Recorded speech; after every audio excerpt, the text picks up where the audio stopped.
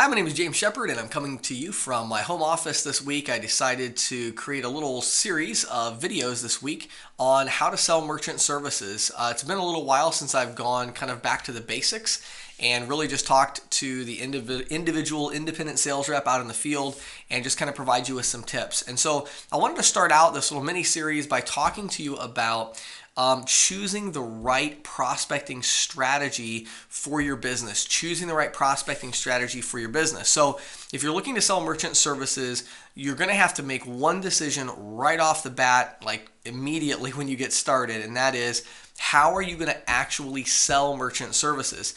Now, you basically have three options that you can choose from.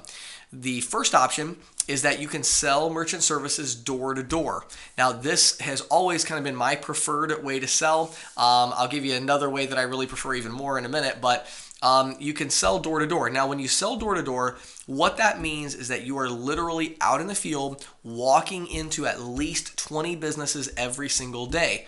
When you first get started, you should be walking into 40 businesses a day because you don't have any follow-up appointments. But no matter where you're at, you got to make sure you're getting at least 20 businesses a day that you're walking into them just right off the street. And so the idea is, when you walk in, you're going to go in, you're going to introduce yourself. Hi, my name is James Shepard. I'm a local business owner here in the area providing small business solutions. And I just have a quick question for you. Who are you currently using to process your credit card payments? So that's the pitch that I always used kind of right off the bat. Just go in there, talk to them about it. Now, one of the things you're going to have to watch out for when you're doing door-to-door sales is that your prospects many times are already going to have some problem with you saying you do credit card processing because they get called constantly about it. And so one of the things you can do now that it's become a little bit more competitive is that when they tell you, if you know they're going to say, oh, we're happy with who we have, we, get 5 calls a day, whatever it is, then what you can do is you can use a line like this. I'll say to them, I provide small business solutions. Now, one of the things we do is a really, really competitive space. And so, before I even tell you what it is, I'm sure you've probably gotten called about this 50 times already this week. So tell me, with credit card processing, how many times in the last week have you been called or, telemarketed by somebody or maybe somebody else walking in? I mean, that's something you hear about a lot, right?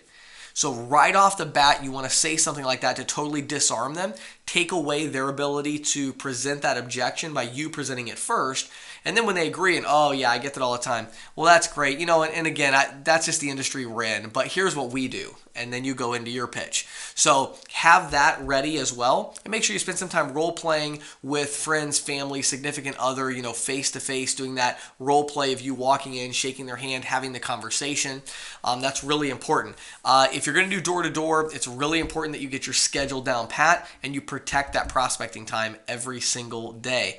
If you're good with people, if people generally like you when you meet them, and you've got a good kind of persona, you're probably going to do really well door to door. Honestly, almost anybody does good door to door. The people who don't do good door to door, it's just because they don't go out in the field. So, the only thing I would say is if you can't make yourself get out in the field, don't do door to door, obviously. But as long as you can make yourself get out there, it's very, very effective. So option number 2 is you can do phone appointments where you schedule some phone appointments for yourself. This option is really nice. It's very viable a way to do it because you can kind of batch the workout. There's a couple downsides to it. So I'll give you the pros and cons. The pros are that, for many people, it's a lot less scary for them to just get on the phone and call somebody than it is to walk into a business. Now, that doesn't mean that you should do the phone appointments because walking into a business is usually more effective, to be honest. But if it's any more effective from a work ethic perspective and you're going to be able to make the calls, do the calls. That's a great way to do it. So the idea there is the main thing about doing phone appointments is don't make any kind of high standard for a lead. Like unless I talk to them and they said they're going to have a statement ready, I'm not going out there. No, what you're really looking for is just an excuse, honestly. You want to talk to them and just say, hey, I'm a local business owner. I've got some information about different services that I provide, and I was hoping I could swing by maybe on Thursday, just introduce myself, drop off a business card, maybe talk for 2 or 3 minutes. Are you going to be in on Thursday? That's it, Or if it's a gatekeeper, you're like, who would I speak to about that? Susan. Oh, great. Is she going to be there on Thursday so I could drop off some free information? And I mean, that's about the extent of it. So the idea is you want to take 2 to 4 hours of time that you can block out, and you want to get as many appointments locally as you can. it's really, really important that you call through them based on some kind of geographic, like zip code or something, so that you keep them really tight. The problem, the con of doing the phone appointments is that many times they're spread out all over the place, which takes you a lot of extra wasted time, wasted gas, and that's a big problem. And so you got to be careful about that. The other thing is, of course, everybody's calling, and so they're getting called by a lot of people, and they can just hang up. So it's very easy for somebody to get off the phone with you, whereas it's a lot harder for them to kind of get rid of you when you're standing in front of them. And so you lose a lot of your sales options when you're over the phone. But that's definitely a good way to do it. And if if you have maybe a background in telemarketing, if you're good on the phone, that's a great option to choose to go after. Number 3 is you can do phone appointments where you have somebody else do it. Now, this is actually my favorite one. You can hire a telemarketer. Go through Upwork.com, freelancers.com, outbounders.com. You can maybe hire a relative or friend locally that's got some daytime hours available. Maybe they work a night job. Just get somebody that can spend 2 or 3 hours a day. Go through that phone appointments video I mentioned a little bit ago. Put them through the training at instantquotetool.com, and that will really, really help you. You'll be surprised. Getting somebody else to do that and then having them also do your schedule for the day is incredibly effective and efficient, because now you kind of have some accountability where right now maybe it's just you, and so if you take 3 hours off to veg out on the couch and watch Netflix, no one's going to know. But if you have an appointment scheduler that's doing your schedule, someone set up your day for you, you have to get out there and do it.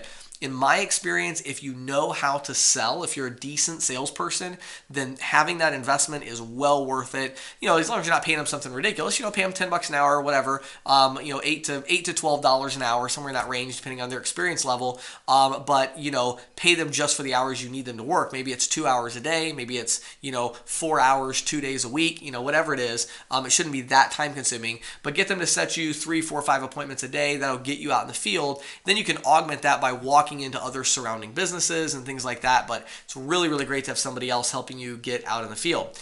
Now, a couple of things I just want to mention real quick about this.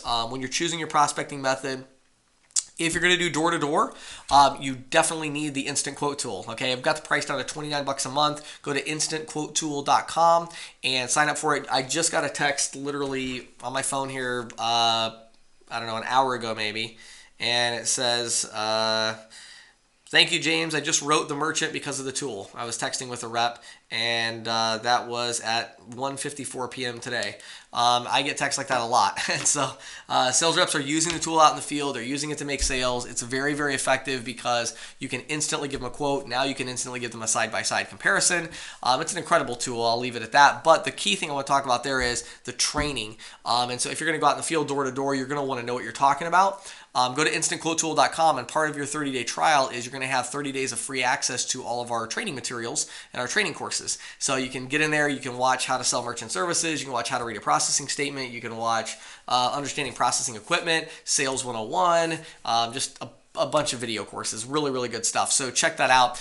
If you're going to do over the phone, honestly, I think you need the Instant Quote Tool even more. Over the phone, it's really, really difficult. And one of the great things you can do in your pitch, if you have the Instant Quote Tool, is you can say, "Hey, one thing I'd like to do before I come out on Thursday, could I email you a free quote? I have a tool that I use that just looks at your business type and your processing volume, a couple things. I don't need your statement, and I could send you an approximate proposal before I even come out there. And that way we have something to discuss when I come out." That is a killer pitch, okay? All you got to get is their email address, their total volume, and their total fees. That's it. It's really simple. So check out that. That's another really, really good option that you can use. The third thing is, if you're going to have somebody else that's going to be calling on the phone, you can actually use our new team functionality. Even if the team is just you and one other person, you can set them up. You want to do it as what's called an ISO team, and that means you're paying for them. So you could have 2 subscribers. You still both get your 30-day free trial, but you could have her logging in and doing work on it that way. Even if, for instance, like one of the other prospecting methods I've used in the past is have people that are just going out in the field and getting leads for me, like walking into businesses and finding people that are interested so I can come back, So you can have as many logins as you want, and they can use that. Or if you just have one telemarketer and they're going to be using your name, you could even just give them your login. I'm fine with that. So you just pay $29 a month, give them your login, let them use your login, because as long as the key thing is on the proposal, it's going to have your contact information information there. By default, whatever's in your user profile, but that's okay if it's an assistant because they're calling from your office anyway. You don't want their contact information on the proposal anyway. So just a couple ways that you can use that, but again, I think the training is really important. If you're gonna have somebody else calling, make sure they go through the training, okay? Definitely, that's really, really important. They need to know what they're talking about. So a couple tips for you. Hope those were a help to you. I'm gonna do a bunch more videos and hopefully we'll get them out every day this week and talk about some tips for how to sell credit card processing. Hope you have a great day today.